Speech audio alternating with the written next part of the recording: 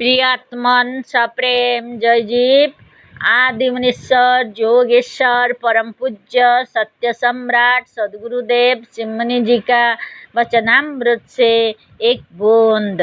बहुत से लोग कहते हैं कि ईश्वर ने लीला व खेल के रूप में सृष्टि की रचना की है।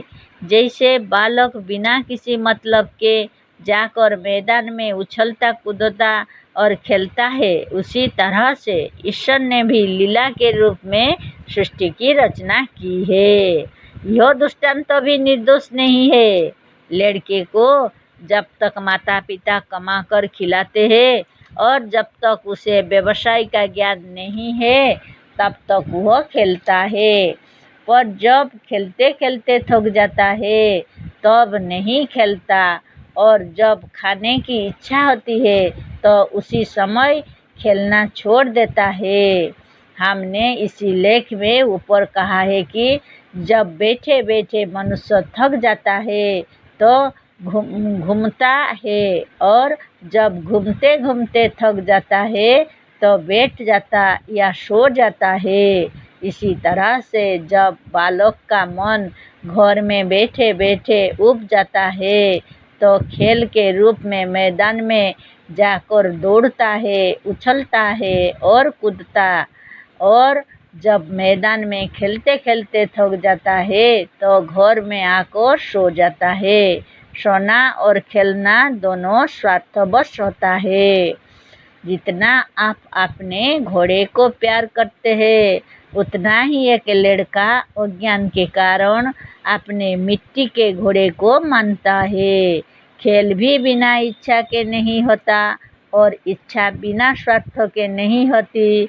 जब मनुष्य इतना बुद्धिमान हो जाता है कि कमाने में अपनी भलाई देखता है तो खेल छोड़कर व्यापार का खेल खेलता है। व्यापार भी हम अपने सुख और स्वार्थ के लिए करते हैं। एक लड़का यदि खेल में प्रवृत्त है तो वह भी उसमें अपनी बुद्धि के अनुसार अपना सुख और स्वार्थ देखता है। पुण्य का काम, पाप का काम, चोरी का काम, डाका का काम, खेलने का काम, दौड़ने का काम, टहलने का काम और क्लब में नाचने का काम सब स्वार्थवश होता है और इच्छा करने पर होता है। कमाने का जिम्मेदारी ना होने पर लड़के की तबीयत जब बैठे बैठे और सोए सोए उब जाती है तो वह लड़कों के साथ खेलने लगता है। क्रिकेट के खेलने में लड़के एक रन भी ना करे यदि उन्हें खेल में जीतने की लालच ना हो।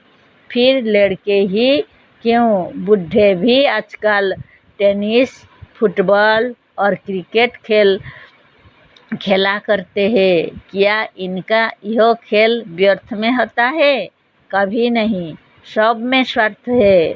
बूढ़े खिलाड़ी यह खूब जानते हैं कि खेल से तबीयत बहलती है, अंग पुष्ट होती है, भूख लगती है, कष्टबद्धता नष्ट होती है, और ईश्वर तो इन बुढ़ों से भी अधिक पुराना और वृद्ध है।